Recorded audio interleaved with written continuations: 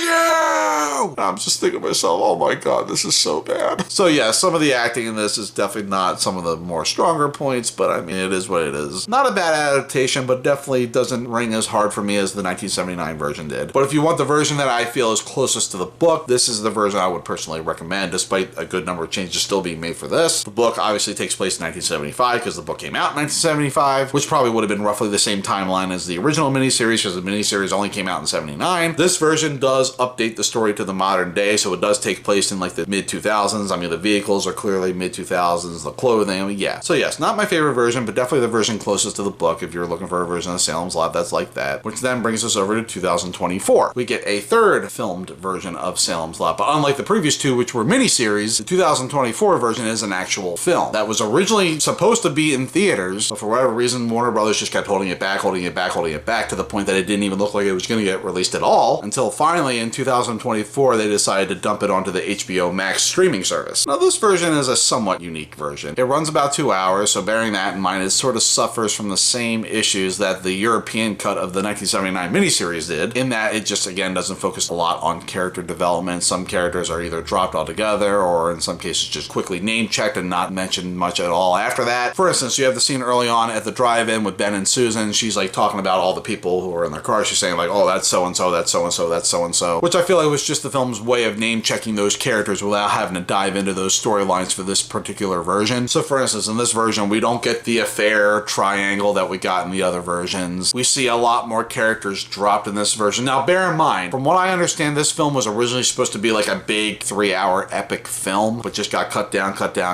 to the version that we now have on HBO right now. So a lot gets lost. Like for instance, this is the first film version where we don't focus on Ben's obsession with the Marston house. We don't get the storyline about him going into the house when he was a kid and finding Hubie Marston's body dead. Now, is it possible that storyline still existed when the film was going to be a much longer film? Maybe. I mean, keep in mind, we can only go by the film as it is right now. But this would have been the first film version of Salem's Lot that didn't really dive into that, which is kind of sad because that was a major underlying story element in the other versions. It was in the book, it was in the 1979 miniseries, it was a major element of the 2004 version. In the 2004 version, they actually sort of elaborate on it more. Not only did he find like Hubie Marston's dead body, he found his dead wife, and apparently one of the children that Hubie Marston kidnapped, their dead body was in the tub. And part of the reason why in that version it's such a traumatic event in Ben's life is because he feels like if he had gotten there sooner or whatever, if he had just motivated himself, he would have been able to save that kid. Even in the 1979 version, when Ben and Bill arrive at the Marston house to go in and finally destroy Barlow, you remember that Ben initially just kind of pauses in front of the door and like won't go in, he doesn't move, and Bill's like looking at him like, what are you doing? We gotta do this. You feel like it's that PTSD moment. He knows what happened the last time he was in this house. But in the 2024 version, none of that. He basically asks about the house if it's available. They say no, and that's pretty much the end of that storyline. So yeah, a lot of changes being made here. How true is it to the book? I would say roughly maybe the first third and a half is pretty true to the book. The last third of the film definitely goes its own way. For instance, this is the first version of Salem's Lot in which the character of Matt Burke does not have a heart attack. And not only that, but his role is kind of switched with Susan Norton, because in the book and the 2 miniseries versions, it's Susan and Mark who go into the Marston house to destroy Barlow. They get captured by Straker. Mark gets tied up and Susan gets turned into a vampire by Barlow. In the 2024 version, it's actually Matt Burke and Mark who go into the Marston house. Mark gets taken by Straker and Barlow turns Matt Burke into a vampire. A major change is the love triangle between Ben Mears, Floyd Tibbets, and Susan Norton. Floyd Tibbets being Susan's ex-boyfriend in both the book and the other 2 miniseries versions. In this version, there's not much of that. There's just that one little scene where Ben is on a truck with a bunch of locals trying to find the missing Glick boy, and when they park and get off, the one guy just kind of slaps him and says, like, go back where you came from, and then leaves. And then that's when Ben and Matt meet for the first time. And Matt says, yeah, that's Floyd Tibbets, that's Susie Norton's ex-boyfriend or whatever, you know, be careful of him. And then there's other aspects of that storyline in both the book and the 2 miniseries, but there's really not much of it beyond that in the 2024 version. Another unique change I did find with this version that is accurate to the book is the meeting of Ben Mears and Matt Burke. One change that both the 1979 version and the 2004 version did was establish that Matt Burke, or Jason Burke as he's called in the 1979 version, is actually Ben's childhood school teacher. That is not book accurate. When they meet in the book, they are meeting for the first time. Yes, in both the book and in the 2024 version, Matt establishes that he is an admirer of Ben's work, but there's nothing in the storyline to establish that these two had known each other prior to the events of the story. So I did think that that was a little unique, but there was also other changes they made. Like obviously, like the final showdown does not take place in the boarding house. They move it to the drive-in, which I'm okay. A nice little unique twist, I guess, but definitely not accurate to either the book or any of the 2 miniseries versions. They again changed the image of Barlow. Barlow this time definitely looks way more like 1979 Barlow. Bald head, glowing eyes, the teeth sticking out, the pointed ears. So obviously when they were making this film, they were not only trying to pay homage to the original book, but also the 1979 version as well. But what's also interesting about that is, unlike the 1979 version where there's more of a mystery about Barlow until we finally get the big reveal of him, we get pretty much the reveal of Barlow very early on in the 2024 version. Like literally, the film opens with Straker arranging to have the crate delivered to the house, and the next scene we get is the movers moving the crate into the basement of the Marston house, and although they escape, there is a quick little reveal of Barlow near the end of that scene. So again, there's not much of a tease for Barlow in this particular version, or even in the 2004 version, but I can forgive it with that film because again, Barlow looks more human in that version. He's not the monstrosity he was in the 1979 film, and they were definitely trying to stay true with the book. But in 2024, I mean, the fact that you're kind of going back to 1979 Barlow again, and yet there's really no build up to his reveal, I mean, I don't know, that was sort of a semi letdown for me. I also feel, with all due respect, the 2024 version of Straker was a little weak. Straker is actually an interesting character in terms of how they portrayed him in each adaptation. In the 1979 version, they really built up his character, partly due to the changes they had to make with Barlow. Barlow doesn't really have a lot of scenes in the 1979 version, and even when he does, he doesn't have any dialogue, and really it's sort of Straker who's sort of painted as the real villain of the film in a way. 2004 Straker has less scenes than 1979 Straker does, but still has a good number of scenes, and I will say that for all intentions necessary, Donald Sutherland as Straker is pretty creepy. 1979 Straker is creepy too. I mean, he's an eccentric type, but 2004 Straker, like, he's creepy with people even in the antique shop. Like, yeah, you don't want to be in the same room with this guy. But 2024 Straker, I just don't feel like they really gave much of a structure with that character in the 2024 film. You know, he's just there to serve Barlow. I didn't really like how he brings the boy in and be like,